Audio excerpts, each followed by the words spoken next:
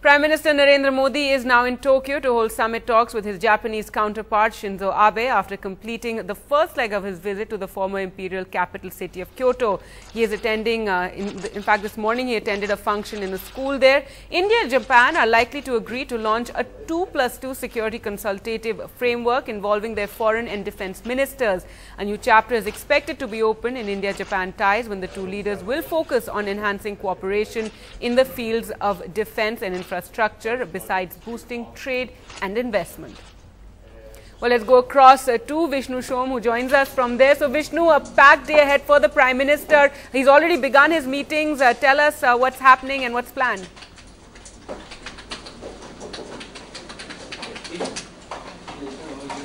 Well, what India and Japan finally thrash out is something we'll perhaps get a better idea of later on. As far as we know, it's just the broad issues that both sides are looking at. The specifics of the agreements and where they are presently, the negotiations, remains a top secret. That being said, what we can say is that both sides are looking to enhance their strategic relationship.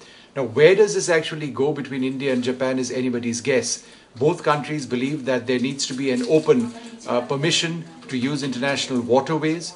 Will India and Japan actually push more for that? Remember, Japan and China are at this stage in the midst of a real problem, a crisis in their diplomatic relations over a set of islands to the south of Japan. And here you have the Indian Prime Minister reaching out to the Japanese leadership. China is also important for India as an economic partner, and yet India believes that it is in its interests to enhance the strategic relationship. So the Prime Minister will have to ultimately play a balancing act between his interests in engaging Japan and his interests in engaging China. That being said, it is correct, Gargi, as you reported, that India is looking for an enhanced security and strategic relations profile with Japan. Would that mean greater naval exercises? Would that mean greater Air Force exercises?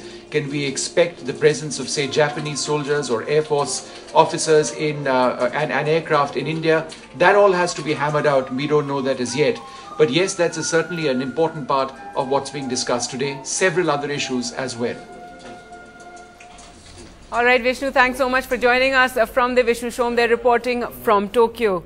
And as we said, the Prime Minister began his day with a visit to an elementary school in Tokyo where he met with students, and he even attended a class. It was a music class that you're seeing there. He also invited teachers to teach Japanese in India and even proposed an online course. This was a 136-year-old school which he visited this morning.